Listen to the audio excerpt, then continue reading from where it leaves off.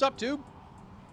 So the last time we spoke, I think I was working on windows, and it's been raining like a mofo, and they've been working great because it's been drying the rig. Almost. So day number one, yesterday it effing rained, and it soaked the inside of this thing. Like, I had water in the bays, water in the little, you can see a water spot down there in the water tank. I think I still have water in one of the water tanks. Yeah, so it just kind of dripped in because I have these seams up on the roof that are on the studs. But if the tape wasn't exactly, like if I missed a spot, like I had tape here and I missed a spot that big, the water has been seeping in, and there was a spot back there, and there was one spot or two, there's a big crack that was exposed there, and it was seeping in, and it dripped down and soaked that and that. And the other thing is, with the slide outs out and no wiper seals, it would drip in off the slide outs and would fill the floor of the slide out. Yeah, buddy. It's coming down now. I suspect you can hear that. It's coming in sideways on the upper one. Lower one, not so bad. And this is a driving rain. I don't know if it's starting to hail out there or what, but it's getting kind of loud in here.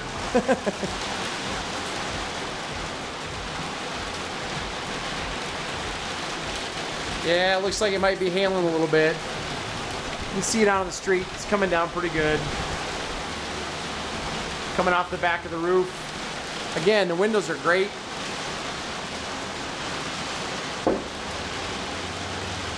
Windows are great. It's a driving rain, so very happy.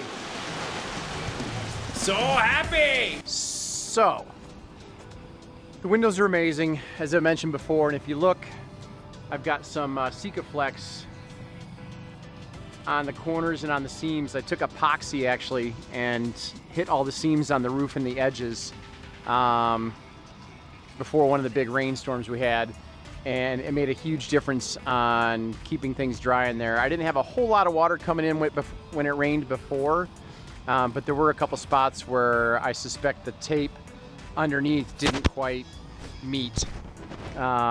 So wherever there was a little gap, the rain found its way in. So I epoxied the seams together, one, so they don't separate, so it stays this way when the Line-X goes on, and two, to keep it waterproof. And because I've had three other RVs, or I guess the sliding camper couch is an RV, and every single one of them at one point or another had some sort of water issue. So even though I am putting Line-X over this, and I'm actually, all my corners are getting aluminum corner pieces that'll get it fixed, so that'll seal the corners, and then the Line-X obviously will go over everything else, including the windows. But having trouble in the past, or having had trouble in the past with water, I don't want to take any chances. So you can see a little bit up on the edge. Anywhere there might have been anything, I hit with a little extra Sikaflex and a putty knife. So that's that. Windows.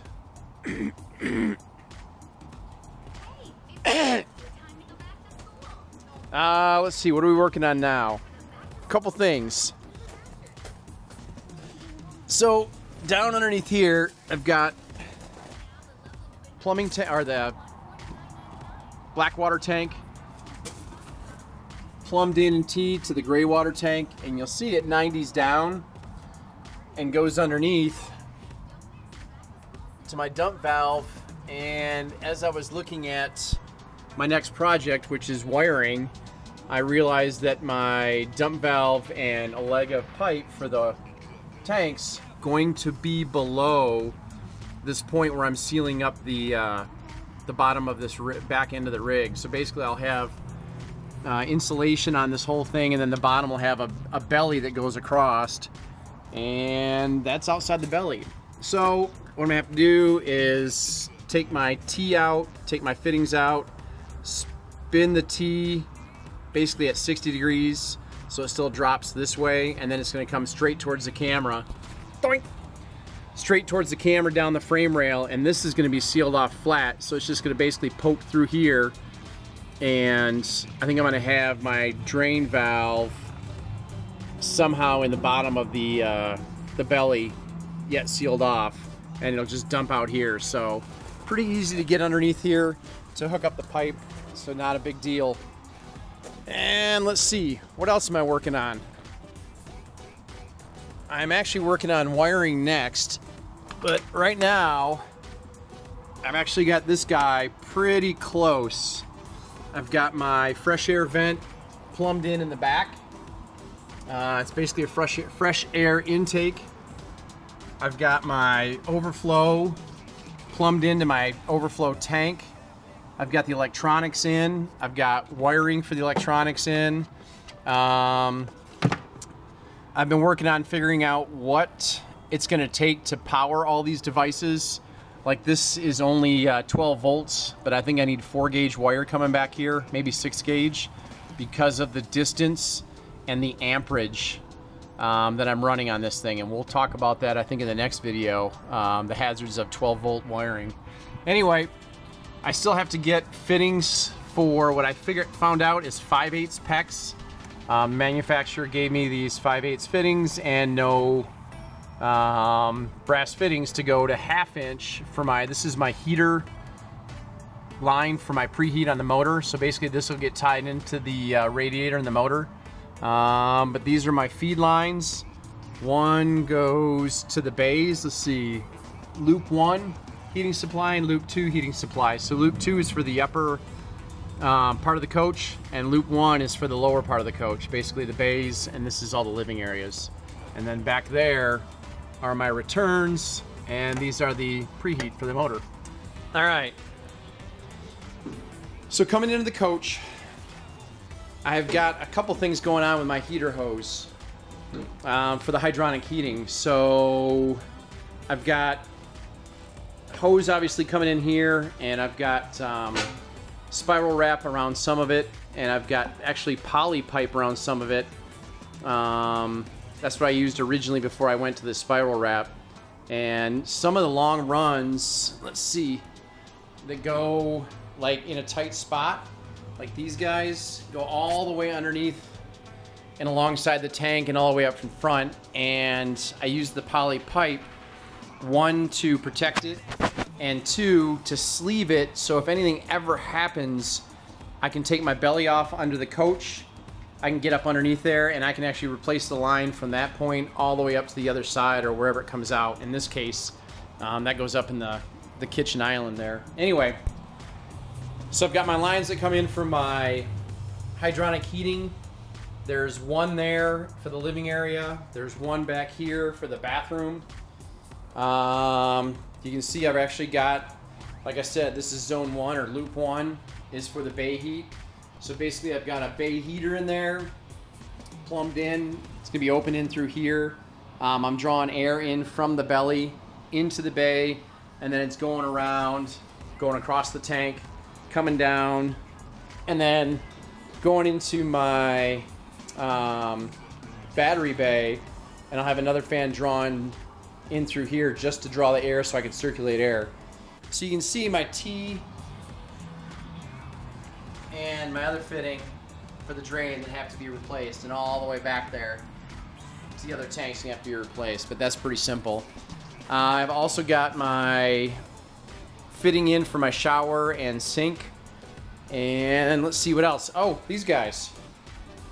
So there used to be a gap between the bay right here and then the frame of the house, basically, and it just went straight through. And I've taken aluminum, these were aluminum doors, door shells that I had, and utilized those.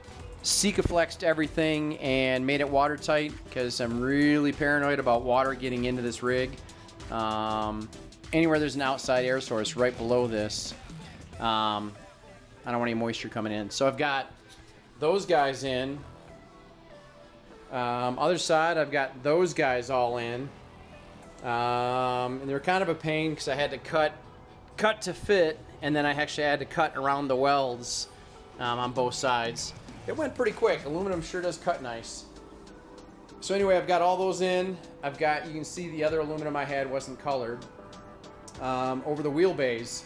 So before, you could actually put your foot through to the top of the wheel on both sides.